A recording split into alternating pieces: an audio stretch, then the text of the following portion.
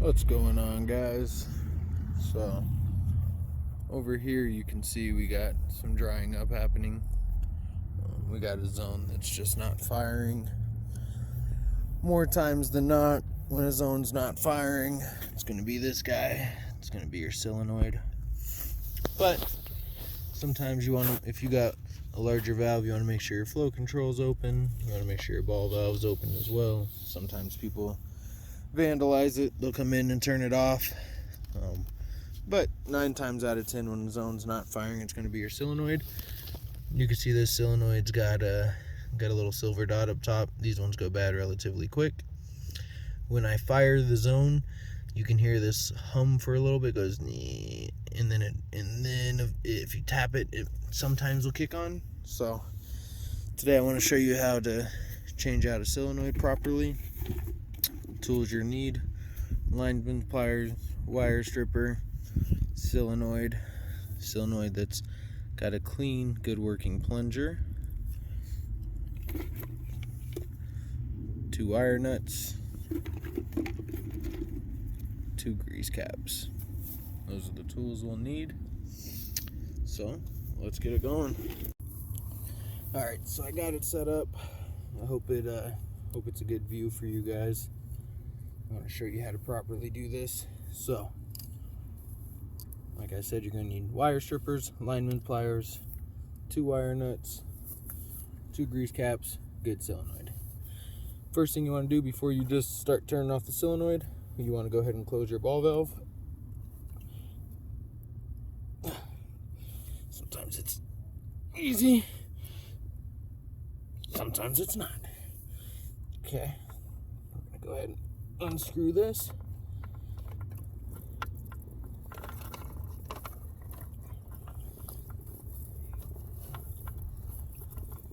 Untangle this little mess we got going on here.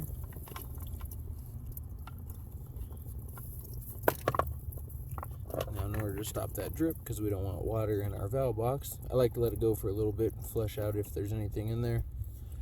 We'll put our new solenoid on. Now, if you got plenty of extra wire like we do in here, you're okay to cut it. The white is the common. The red is your filled wire or your zone wire. Now, to properly strip wires, you want to make sure you get it in the right gauge. This is 14 gauge wire. You want to do it at an angle. Cut it all the way. Kick it forward. And you can see it comes right off, and there's no nick. You want to make sure that you don't nick the wire at all. So let's do it with the other wire. Sometimes when there's a bend, it's a little bit harder, but it's not impossible. Once again, angle, kick it forward, pull it right off, ensure that there's no nick. Okay, good to go. Now, what we're going to do is do it with our filled wire as well. Angle, forward, comes right off, no nick. Now, this is where the lineman's pliers come in. I like to set, so you got your common, I like to set that together. And you turn it, and you want it like you're braiding hair.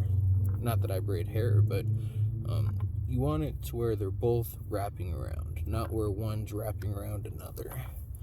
You want it where they're both wrapped around. Okay. Hopefully I can see that. Now we're going to get our solenoid.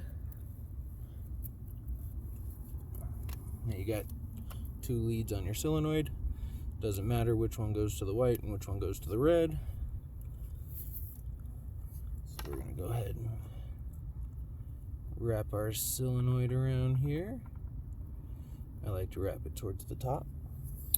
A good practice, get your grease cap, go ahead and dip it in, waterproofs that connection a little bit. Go ahead and grab your wire nut, starts turning it, and keep going, and eventually you're going to see the wires start to turn like that. Give it a quick tug. Everything's pretty tight in there. I don't grease cap it just yet. I like to test it before I put the grease cap on. Now, when you have just one filled wire and you're trying to attach a solenoid wire to it, as you can see, a solenoid is kind of like a multi-strand wire, and the filled wire here in this is just one copper wire. So if I just put them next to each other and try to put the wire nut on, it's not going to work very well. So what I like to do, same with when I'm doing the other one, I like to keep it towards the top. Go ahead and you keep it towards the top, and the wire nut grabs on it pretty good. Now let's go ahead and give it a little pre-dip, waterproof that connection. And that's what the grease caps are for. You know, they go right over it to waterproof the connection. You can see the wire starting to spin. Give it a quick tug, nothing's coming out. Now this system, I can fire by radio.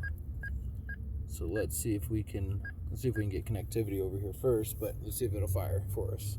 We'll hear it click. The water's not going to come on because the ball valve's still off. Hear that? Let's go ahead and shut that off. We're good to go. So, since we're good to go, the proper way to do this, whether it's worthwhile or not, put it in a little, about halfway, pull it out just a little bit, and then put it in the rest of the way. And that supposedly when you're pushing it down, it creates a little air pocket in here, and when you pull it up, it kind of resets that. Now, after you attach grease caps, because you don't want water in your valve box, period, but if water gets in your valve box and is just sitting there, water can actually get into the wire and run up the wire and corrode the wire. So the best way to have these connections is you want to put them upside down like that. So not like this, because if water gets in, water will seep down into that. So you want to set it up to where it's upside down. I like to try to put them up to the box, just to keep a little bit of distance between that and the bottom, just in case water does get in there. But you want to go ahead and make sure you open your ball valve.